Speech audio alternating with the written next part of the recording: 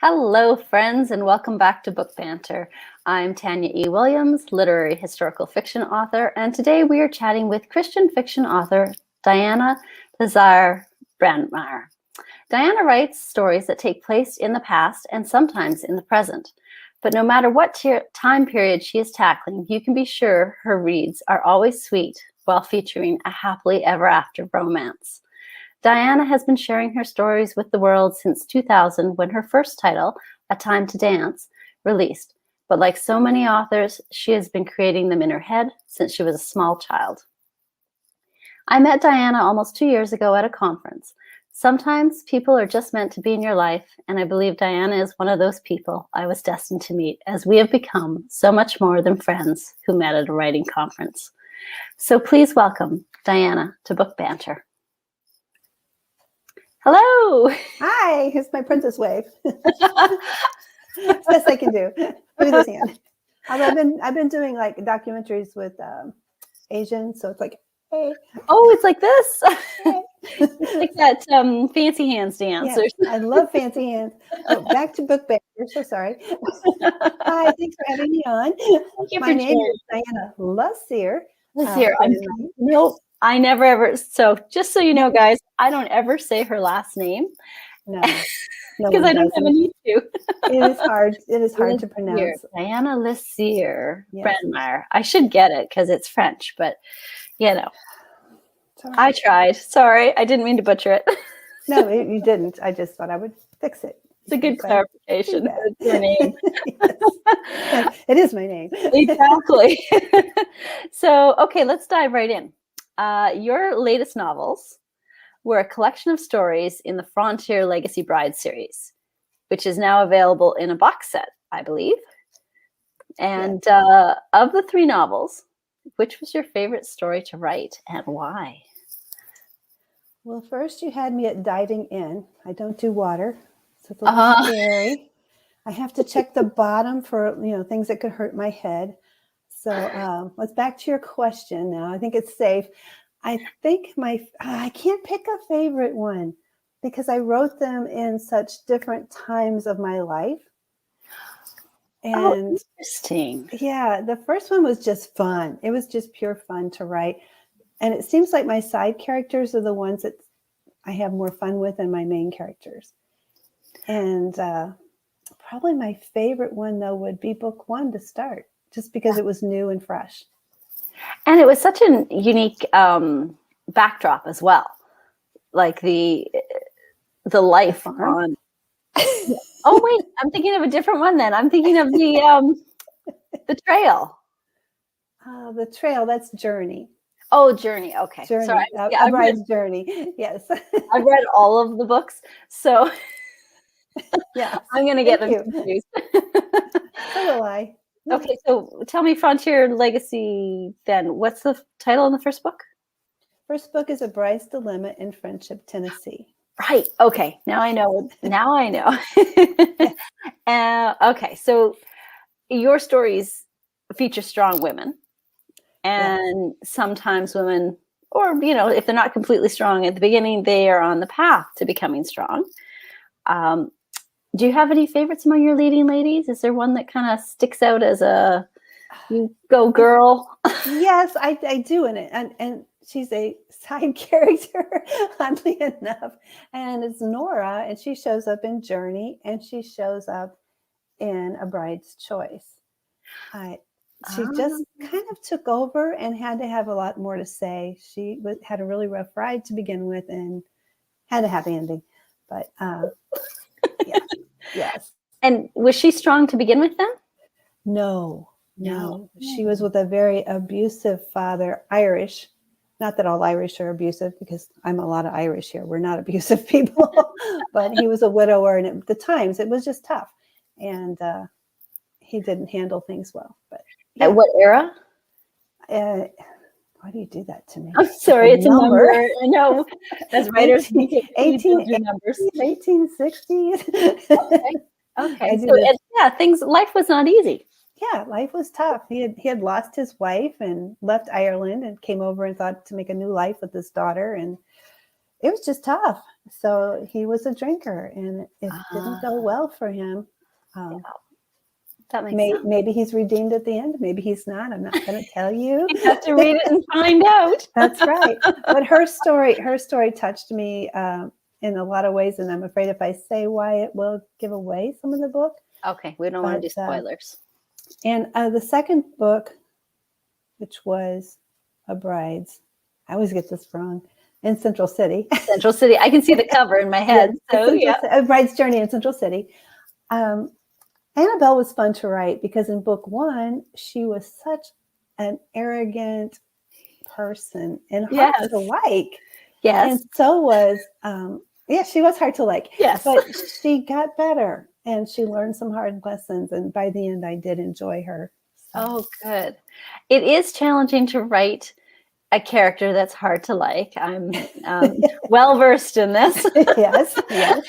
And readers tell me. But it's also really rewarding because the thing that always resonates for me is regardless of whether the character is choosing a life path that we would choose for ourselves, in their own mind, the character is a hero in their own story. Right. So and that may be a really tough story. Exactly. That they're in. And all I did today was I got up and I am a hero in this story. Right? Exactly. And the rest of us are like, it's 11:30 a.m. Why aren't you out of bed? What is wrong with you? So it's really macro level, micro level. That's math again. I know, right? Two math, and we're not even like 10 minutes in. This is okay, over. We're eliminating the math. Yes. Sorry, people who like math.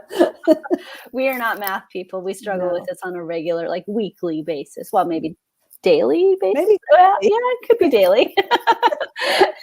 But we like words.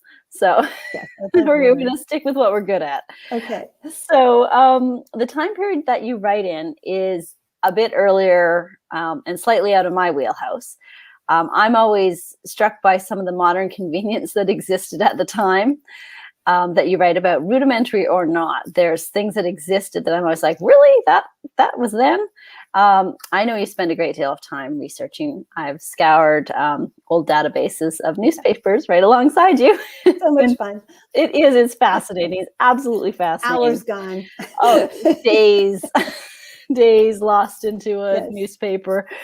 But I find some pretty cool historical tidbits that I can't wait to share with readers. I've got one sort of in the back of my head right now that I'm so excited to share with readers.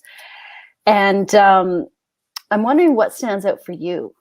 Is there something that surprised you or caught you off guard? Well, there were a few things when I was researching Journey, in that turpentine was a medicine. Oh, my. Yeah.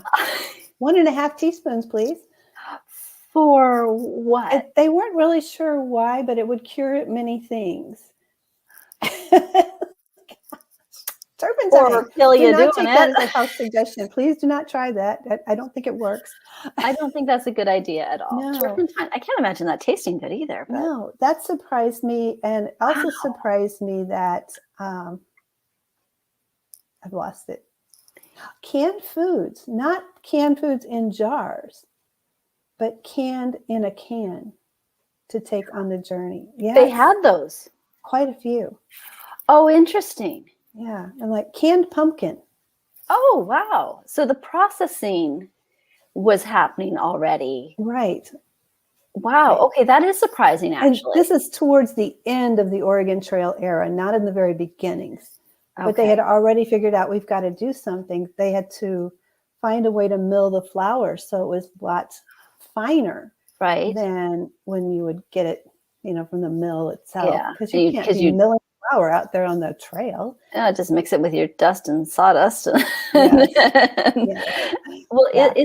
It's kind of one of those situations where necessity probably bred, innovation. Yes, and I just wrote one of those down. And where is it? Because I thought that was fascinating, and I probably don't know where it was. If you could see my life, you would know why. But I had this all organized before I talked to you. It's the Post-it note situation. I can't read it. Oh, crackers. For milk, they would put crackers with water and stir it up until it became like a milky consistency. Okay, so first of all, they had crackers. Yes, crackers So- were available. Sorry. So did they like mass produce? Well, in relation to the time period, or like yes, because it's or- harder to cook that stuff out on a trail. I would imagine so. So you had to take preserved food, and you didn't really know if hunting would be available, or you had no idea. It's not like, you know, you could check your social media feed and find out what the weather was in Oregon. We have wave here for traffic, so you know, Right? Yeah. we can see How where everybody's busy is parked. the wagon trail today? Exactly. If we go there, maybe we'll find water. Yeah, or maybe we'll go without water for 6 days. Okay. Like, But back to your question, because this is what we do. We go rabbit holing. totally. I just read a book, and I don't know that I'm going to use this or not because it's the wrong time period, but it was in 1930s, maybe sooner. I can't remember. That's back to a number, but it's not in my era. And she was writing home to people back east, and they had cars, and it was like such letters to a woman homesteader. And it was just shocking the things that they would have back east that they would talk about that hadn't made it west yet. Oh, interesting. So even like different sides of the country had different conveniences. So the more metropolis type of places had probably a lot more cars. I mean, we had cars on the West Coast in the 1930s for sure. I think it was the 30s. I think it might have been early. Got to be early. Yeah, we had them then too. Yeah, but it was like this. I watched video footage. Actually, it's actually astounding. You've got cars, you've got horse and buggy, you've got individual horses, you've got bicycles, and you've got pedestrians. Yes, all on one street. There's no pattern. They're all crisscrossing each other, and there's no stop signs or directions or anything like that. And it's absolute chaos. Yeah. And yet they managed to make it work. Yeah. Like when I was researching for the Vancouver story I'm working on right now, I learned that in somewhere around the 1920s, because we were a British colony in Canada, they switched the side of the road that we drove on. And I thought, I would have loved to have been a fly on the wall there. Oh my God. Just see the first day that we're now driving on the other side of the road. This way, we put most people know what roundabouts are, but in my town, they didn't exist. And so we put a roundabout in, not me specifically, I'm not a laborer, but they put the roundabout in, and all of the older people, they don't go around it. They go over it. Over top of it? Yeah. Oh my gosh. They're starting to catch on now, but they would just drive like, why is this thing here? And they just drive over it. There's an obstacle in our way, so we must go through it. Yeah. It's like, what? That's funny, actually. Well, and a little bit dangerous. They almost own Hummers. Yeah. It was dangerous anyway, because no one understood how this worked. Well, that's it, right? Yeah, exactly. Yeah, I could see your chaos. What you're talking about switching the roadsides. Wow. Yeah, I don't know. Somehow they managed. So, you know, we probably have more problems today with our traffic than they did historically. Yeah, maybe not as many cars and carrying. I think, or at least slower speeds. That might be what it is. Yes. Yeah. All the horses can go pretty fast, but you know, not pulling a wagon. So not pulling a wagon. So when I read just about any of your novels, I actually find myself laughing out loud unexpectedly, randomly, as your sense of humor comes through on the page. And it's actually what I love about it, because it's often a character's dialogue, or more entertaining, a character's thoughts. And it just, I'll be laying, you know, in bed, and my husband's there reading his book, and I'm reading a book, and then I just start laughing out loud. He's like, "What are you reading?"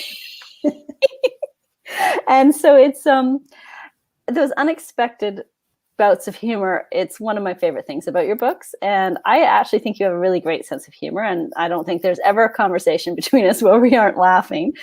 So we're usually giggling about something, and I'm curious about how you craft humor into your stories in bite-sized pieces, because they offer a bit of tension relief within the story, but at the same time, they tell the reader about who your character truly is. And it's really actually quite brilliant. So how do you do that? I don't know. I Don't really know? don't know. People will say, I laughed like you just, I laughed at your book. I'm like, where? I want to know where you laughed because I don't see it. I don't see the humor. I think I just have a very sarcastic sense of getting along with people, and it comes through with my writing. I've read a few books on how to write humor recently, and I'm going, that doesn't sound right. I don't think I'm doing that. So I really do not know. I think it's just the writer voice that I have. It's your voice. Yeah, Yeah, that makes sense actually. Yeah, I could see that. It's just I wish I could point you to a book and say, oh, go read this and you can do it too. But I just don't know. It's funny, right? Because it's no pun intended, but it is funny that That's funny. that it kind of a unique writer's voice is often what draws readers back. Yeah. We have our speaking voice, we have our thinking voice, we have our sarcastic voice, we have our annoyed voice, we have all kinds of voices in our head. Yes. Probably shouldn't say that out loud, but we do have all kinds of voices in our head. Yes. And our writing voice is actually separate or a combination of all those things. And whenever we put our characters on to write through their perspective, I think that the voice is there, and yet it can switch between characters to bring out a different side of or perspective of the writer. It's quite fascinating. I wish I knew more about it. Maybe if we knew too much, though, then we wouldn't do it. You're probably right. Because if you research something too much, then you can't really give it back. At least I find that true to be for me. It's like, well, everybody must know this by now, right? Well, you must know that no, that's not the case, because I'm learning. we approach writing very differently, and Diana is the go-to for any question I may have on like anything worldwide, and has taught me that embrace Google. Google is your friend. So I'm doing that, and now she can't stop me. I'm like, oh well, did you Google that? I'm so proud of you. I'm so proud of you. I've come a long way. Meanwhile, you have gotten me to do more with my processes, with your strategic type thinking, because I'm just all over the place. And yeah, we're together. We make one good person. Yes, and we're not on the same country, which is a little problem. I know, right? Yeah. We're not even the same time zone. No. So hence why we're recording this one, guys. Yes. So you, like I, write about families, and just as a side note, this was actually epiphany for me just recently that I write about families. So a little bit of a funny story there, and the journeys that pull families apart and bring them together, forgiveness, love, misunderstandings, and more. It fills the pages. So it allows readers to gain an understanding while at the same time examining their own very real relationships. So it's kind of like fiction is that vehicle for us to see how other people view the world, and then see if it fits, resonates, or needs to get tossed out with the garbage for ourselves. Do you think that it is a primary purpose of fiction to do this? Or when you begin to craft a story, do you have an idea of what aspect of relationships you're trying to explore within the story itself? I think when I started writing, I just would start with a character and who they could be or who they might end up being. As I've progressed, it's a little more to that. I need a title.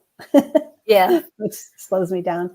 But I do think, now I'm trying to remember the whole question. I'm really like, oh, what sorry. did she say? I babbled a little. That was a lot, Tanya. I think what you're asking me is the purpose of fiction, again, goes back to the writer. What do you want your fiction to mean to your reader? Yes. And for me, I want my reader to realize that families, there are no perfect families.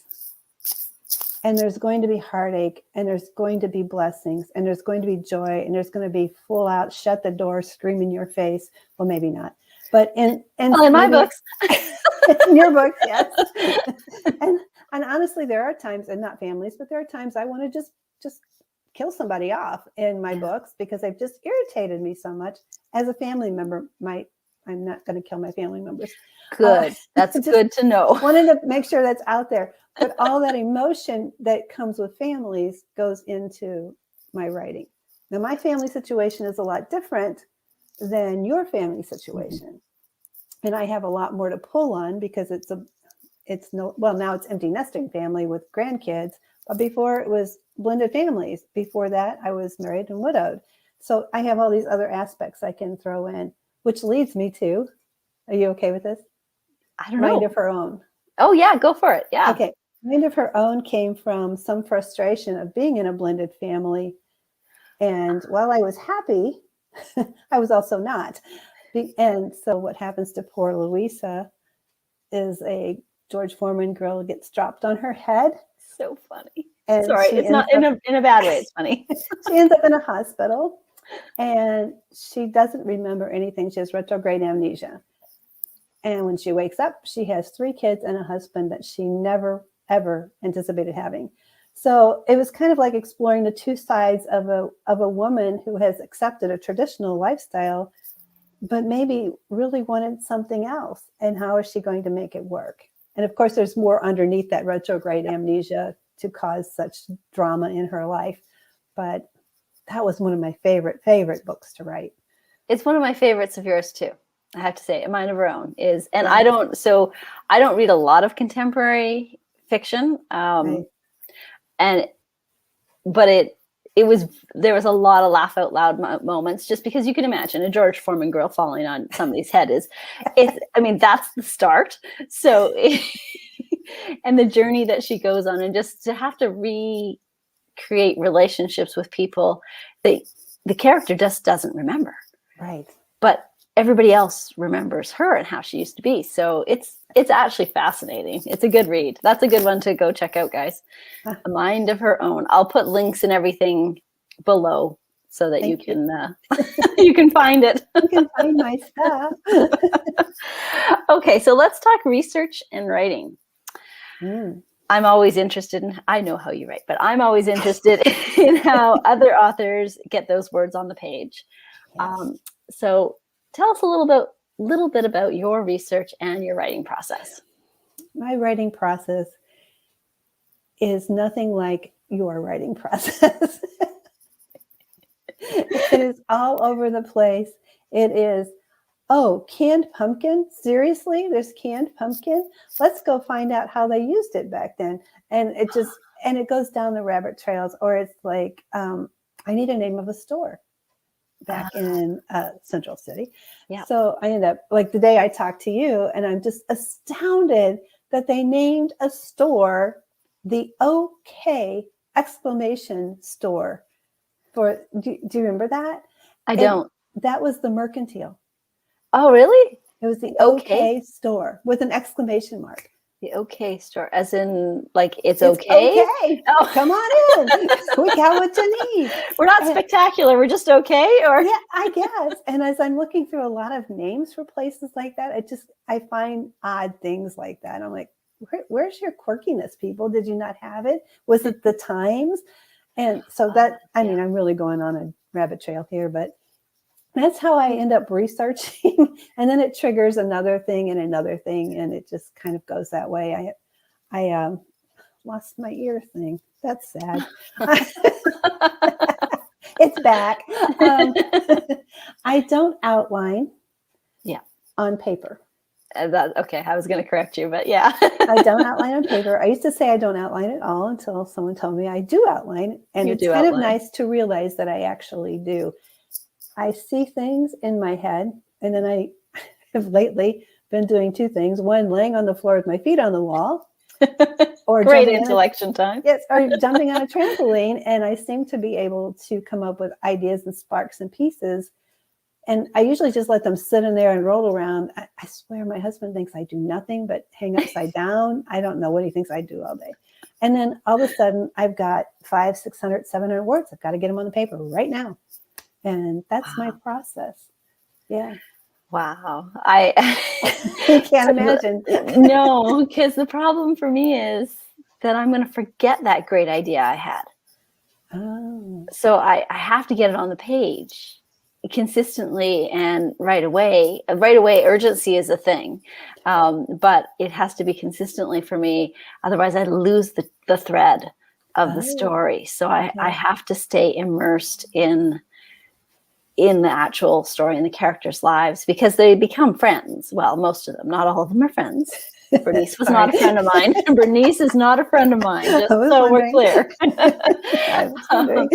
And, my family was so relieved when I finished writing that book. You could not have been a happy person writing it. Apparently I was grumpy.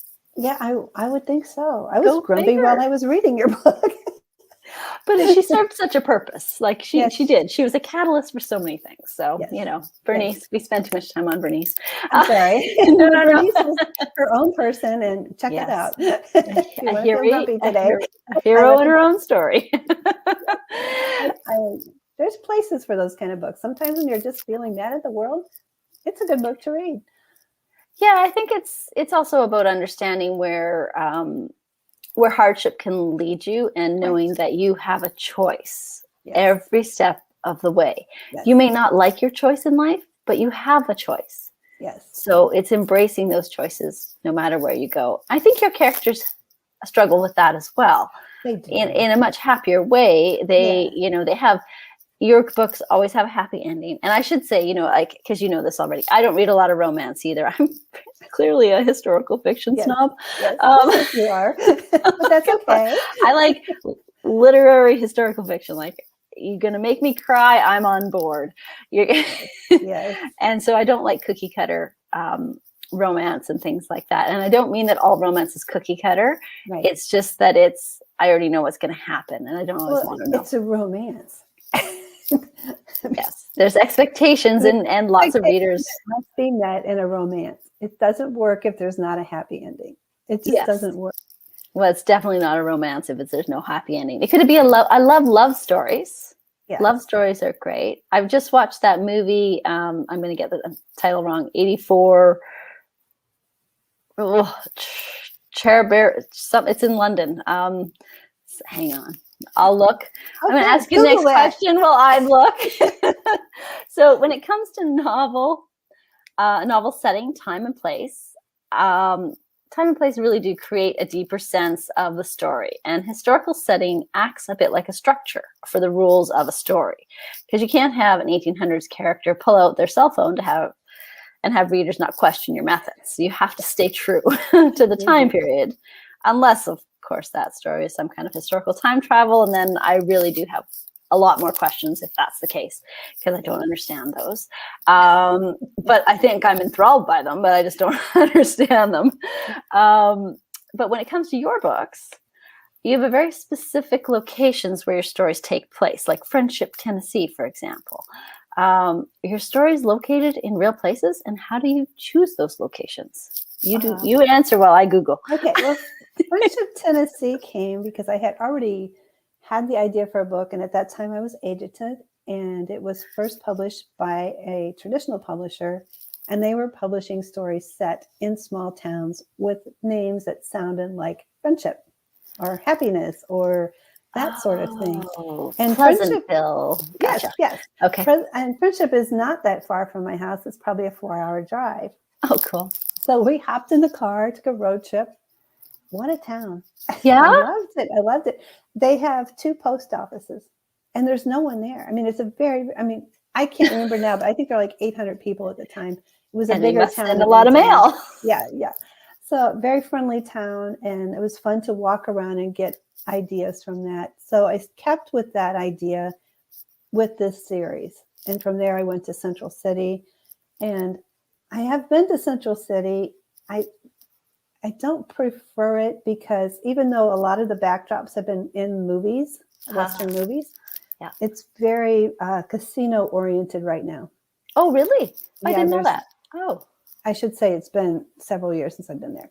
But at the time, it seemed like everywhere we went, there was a casino, and it just wasn't as fun. not the cute, quaint vibe that you're looking for a Right. historical Well, romance. I ended up pulling a lot of kind of ideas and parts of Leadville, Colorado into the same story, even though I don't really mention it.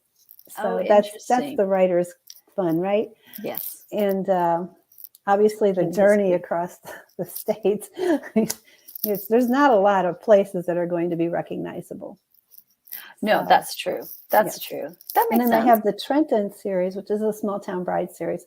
Yeah. And it's also like, it's a 15-minute drive from my house. Has the best ice cream in the world in these giant cups. Make a note. Make a note, friends. Trenton, Illinois. But is you it wouldn't Illinois? Illinois. Okay. You wouldn't recognize it as an historical town now at all. There's only a few houses standing that were still there, but the library was rich in details. Oh. And I wanted to just write a series that's somewhere near my house, but not so identifiable. Right. That makes sense. And I think that's the way I'm going to go from now on, is with made up towns, because it's a lot easier to not have someone call you or write you and say, "Well, you've got it on the wrong street." Yes. Even though Google is out there, you can still mess up. And you can walk Google, like you can Google walk everything. But I probably spent more time standing on Google Maps on a corner in Seattle going, do I go left or do I go right? Yes. And I'm thinking, does anybody else actually care? Someone will. Nobody has said anything, so maybe I got it right. Or they haven't found your book yet. Yeah, exactly. Yeah. No. Yes. Okay. I know I was taking a 50-50 shot. Yeah. So I kind of feel that as a writer, my idea is to represent the time and the place the best that I can. And I hope that mistakes can be forgiven, because you just can't get it all right. No, it's literally impossible to, because we're inserting ourselves into history. We weren't there. No, and no. I know some days it feels like we were, but we were. Happen to you? I mean, I will be so deep into my story, and like my cell phone will go off, and it just scares me to death. I'm like, what is that noise? Yes, because you're in a different world. Totally, you're immersed. Absolutely, absolutely. It's funny too, because I think historical titles are intended to sort of flavor the delivery of a story. And they really have the purpose of showing that human struggle and human championships and all those things occurred no matter where. The human factor remains the same, but the time period changes, which is actually, that's probably why I like it so much. Yes, that makes sense. So, and I found it. What is it? 84 Charing Crossroad. That is the title of a book and a movie that's on Netflix right now. And it's brilliant. It's Anthony Hopkins, Anne Bancroft, and Judi Dench. And it took me a long time to actually recognize Judi Dench, because I think this was filmed in the 80s. Okay. And if you love books or have had a love affair with books, this is a movie for you. And it's not necessarily a happy ending. It's not a sad ending, but it's a satisfying ending. So I can deal with that. Satisfying endings are fine. Those are great. Even in a romance where I know weddings are supposed to be the thing, but I think if there's a future of a wedding, and an epilogue of a wedding, I don't know. But the couples together. They're gonna do the thing. Yeah. Absolutely. Okay. Are you ready for the hot seat? Yes, go. What is your least favorite aspect of writing a novel? Everything. No. Says the author. All right. My least favorite thing of writing a novel is probably getting started. Yes, I understand. Yeah. Because it's perfect in your head. Yes. it's like this beautiful movie playing in your head, and then you have to translate that into words on a page, and And they don't look the same. They don't look the same. It'll never look the same. No. Yes. And I don't like that Yes. I never feel like it's good enough. Right? Just, Yeah. I could just Yeah. hold on a little longer and add a little bit more. Change the color of that dress. Yes. So I'm laughing because I'm the perfectionist of the two of us. And I'm thinking, oh my gosh, if Diana feels that way, there is no hope for me. I will never feel satisfied. I'm sorry. I'll always be thirsty. Isn't that interesting? You'll just have to live with it. Yeah, I think my coping skill is just moving forward. Move on to the next one. Yes. Only occasionally do I think back. And then I have to go and look through the books and go, what were their names again? Because it's like literally gone. Right? Yeah, I knew them so well, and now they're friends that have like fallen off the radar. So, well, and you know me, I won't leave something on a negative note. So, what is your most favorite aspect of writing a novel? Everything. Everything. So everything is your favorite. I love that. It's just it's the I don't like getting started, but then as I'm started, I love it. I love getting into the characters. I love figuring out, why are they doing this? All those things are so exciting to me. I just absolutely love it. Isn't that amazing? I love that everything is your least favorite and everything is your most favorite. That's a good answer. Oh, yay. And it's actually quite true, right? Like, there's aspects of every part that you go, oh, okay, I got to start this today. But then once you're in it, you're immersed. And so it's quite an interesting journey. Yeah, we are really good at punishing ourselves as writers. We choose to every day. Well, it's part of the process. Is beat yourself over the head and then recover, and then beat yourself over the head again and recover. Take a nap. Take a nap. Take a nap. Exactly. Put your feet on the wall. Think about it for a while. Well, thank you so much for joining us today, Diana. This was lots of fun. Friends, you can pick up copies of Diana's book at Amazon. I'll put links below for your reference. And don't forget to follow Diana on Instagram, Pinterest, and Facebook. I'll put links below as well. And be sure to sign up for her newsletter. And when you do, you'll receive a complimentary copy of Diana's contemporary title, All in Good Time. It's a sweet read that will have you seeking out the rest of the series. So thanks for watching, everyone. Be sure to give us a thumbs up. I got it right this time. Is there a bad way? Well, I'm always kind of, where's the screen? So, give us a thumbs up and be sure to hit that subscribe button so you don't miss any content. And until next time, friends, grab a good read and escape for a little while. Bye. Thanks so much. Thanks for coming. Bye.